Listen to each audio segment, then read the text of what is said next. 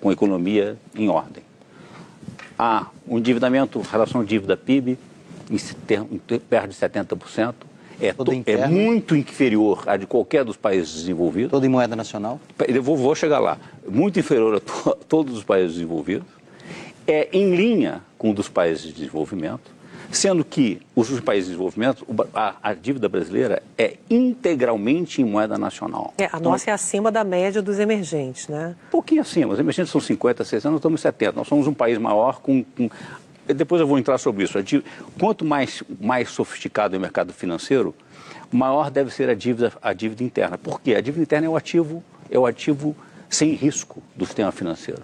Então ela tem que ter uma certa proporção, ela é muito mais coerente seria medir a proporção de dívida com ativos financeiros privados. Perfeito? Inclusive porque a dívida pública é uma dívida do governo, a dívida financeira, e é um ativo do setor privado. As pessoas esquecem isso.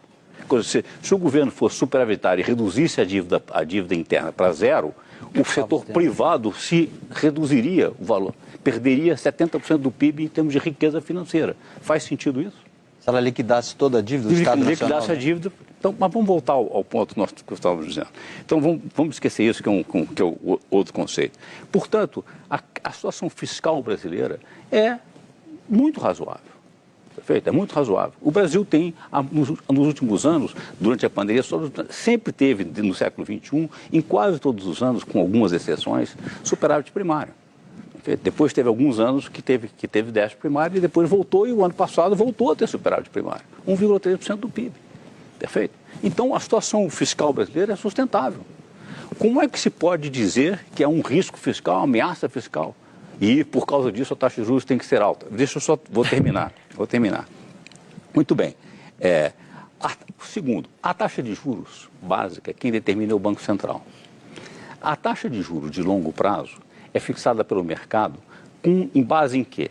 Na expectativa do custo de carregamento, na expectativa de qual é a trajetória daqui até lá da taxa base. Portanto, o seguinte, também ela é determinada pelo Banco Central, ou pelo que o mercado espera que o Banco Central vá fazer. Perfeito? Olha, e se o Banco Central quiser discordar, como já faz o Banco do Japão, entre outros bancos, o Banco do Japão opera na curva inteira, de 1 dia a 10 anos. Agora acabou de abrir um pouquinho o spread nos 10 anos. Ele diz, eu compro e vendo nesses prazos os títulos. Isso, então, ele determina toda a estrutura a termo da taxa de juros da dívida pública. Com isso, ele, em vez de operar só de um dia, ele opera em toda a estrutura a termo. Perfeito? E pode fazer isso perfeitamente, determinar toda a taxa de juros e acaba com essa loucura de dizer, olha, o risco fiscal... Mas é mais fácil encontrar alguém que queira financiar o Japão do que o Brasil. Não, o brasileiro é todo financiado com o brasileiro, Juliana. Que conversa é essa? Desculpe, mas quer encontrar alguém? Quem financia o Brasil são os brasileiros, em moeda nacional. Segundo, vamos falar mais, usar a denominação de que você falou, os investidores. Quem compra dívida pública não é investidor, é rentista. E não há conotação negativa, pejorativa em rentista, não. Rentista é qualquer pessoa que quer transferir no tempo sua poupança, os seus recursos. Perfeito? O que é perfeito. E quer mantendo o valor. Investidor é quem investe com risco, porque na dívida pública não tem risco. Então, o retorno, o que tem hoje retorno, comprar a NTNB brasileira hoje, de longo prazo, que paga a inflação mais 6,5% ao ano, não existe nada no mundo tão bom. Nenhum investimento pode concorrer com isso. Então, por quê? Porque a taxa está profundamente errada. Professor, já que você entrou nesse ponto, Ju, não é uma discordância, pelo amor de Deus, mas acho que a gente caminha aqui para um tema que está bem desenvolvido no livro, que é uma espécie de uma ditadura do rentismo, né? Um pensamento único, né? O garrote ideológico que você chama aqui. Eu queria te fazer a seguinte provocação. Nós tivemos agora, no século XXI, como você bem apontou no livro, 2 grandes momentos da economia mundial, que foi, né, 2008, 2009, o craque das bolsas, né, do subprime americano, que quase destruiu o sistema de crédito mundial, chegou a congelá-lo por alguns dias, ninguém sabia quem estava contaminado ou não. Poderia ter derrubado ali economias inteiras, os bancos centrais todos operaram em conjunto, liquidez geral no mercado. Ali o governo americano virou sócio de uma GM, porque você não deixa uma GM quebrar, virou sócio de uma General Electric, porque você não deixa uma empresa desse tamanho quebrar. E agora na pandemia nós tivemos a emissão de papel moeda por parte do Banco Central americano, do governo americano, do Tesouro americano, para segurar o impacto econômico dos efeitos da pandemia na economia. Então, nós tivemos dois momentos em que o papel do Estado Nacional é absolutamente fundamental para que você pense em política econômica. E por que ainda nós estamos aqui empacados nessa ditadura do rentismo? Nessa ditadura de que não, essa dívida aqui não mexe, temos que pagar essa taxa mesmo, sendo que você acabou de descrever um país que precisa se desenvolver, que precisa empregar, que precisa crescer, precisa incluir, né, precisa diminuir desigualdade e portanto, está preso na maior taxa de juros real do mundo. André, deixa eu dizer, eu não usaria a expressão ditadura do rentismo. Primeiro, e quando eu chamo camisa de força ideológica, na ideia ideológica de um arcabouço mental, de concepção. Perfeito? Não necessariamente de esquerda ou direita, embora a palavra ideológica dê essa conotação.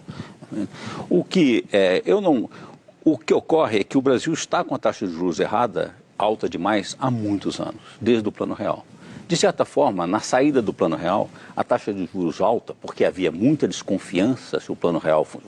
Hoje se esqueceram, hoje todo mundo acha parabéns o Plano Real, mas havia muita desconfiança do Plano Real. Perfeito? Então, uma das formas de garantir que não haveria saída muito rápida de capitais especulativos e desvalorização lembre-se que o câmbio valorizou com o real. Perfeito? Ou quando entrou a URV, se transformou no real, era 1 para 1 e o real valorizou mais, valia mais do que $1. Chegou a 93 centavos de reais por dólar. Perfeito? Isso foi das coisas, porque a taxa de juros era muito alta e tem fluxo de capitais. Nesse sentido, a taxa de juros saiu do real muito alta. E há um certo problema. Em 2005, aqui num seminário no Rio de Janeiro, Olivier Blanchard, que é um economista francês, mas americano, foi economista-chefe do Fundo Monetário Internacional até recentemente, e hoje está no Peterson Institute em Washington, e é um dos mais brilhantes macroeconomistas que existe. Está saindo o livro dele agora este ano, que chama Política Macroeconômica com a taxa de juros, ou dívida pública com taxa de juros menor que a taxa de crescimento, chama Dívida Pública com baixa taxa de juros, sob baixa taxa de juros, que faz toda a diferença. Muito bem, o que Olivier Blanchard veio aqui, disse nesse seminário, disse, olha, a possibilidade, vocês não te consideraram, falou comigo, chamou num canto e disse, André, você não considera a possibilidade de que o Brasil está numa armadilha, no sentido de um mau equilíbrio, porque a taxa de juros alta demais provoca um déficit fiscal, né, que é percebido como um risco que obriga a taxa de juros alta. Então, isso é um mau equilíbrio. Se você baixasse a taxa de juros, reduziria o custo do serviço da dívida e reduziria o déficit. Porque lembre-se, o superávit primário foi de 1,3%.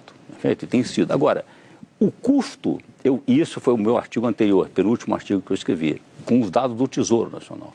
A elevação da taxa de juros está no site do Tesouro Nacional. A elevação da taxa de juros nos últimos 2 anos custou quase 2% do PIB, a saída de 2,75 para 3,75 custou quase 2% do PIB a mais em serviços de juros em 2021 e quase 4% do PIB em 2022. Lembre-se, a PEC da transição é menos de 2% do PIB. Ou seja, exigiu uma emenda constitucional para aumentar os gastos públicos em 2% do PIB. E, se me desculpe, algumas canetadas do Banco Central aumenta em 2 anos 6% do PIB de custo da dívida. Agora, faz sentido? Faz sentido? Lembre-se, quando você aumenta os juros, você aumenta o custo do financiamento da dívida, você aumenta o déficit, perfeito? Você não aumenta o déficit primário, mas aumenta o déficit nominal. Você aumenta a dívida, perfeito? Então você diz, eu estou aumentando a taxa de juros por causa do risco fiscal. Só que, ao aumentar a taxa de juros, você aumenta o desequilíbrio fiscal. Teoricamente, você aumenta o risco fiscal. Aí você tem que aumentar mais a taxa de juros. Olha, alguma coisa está profundamente errada, Juliana.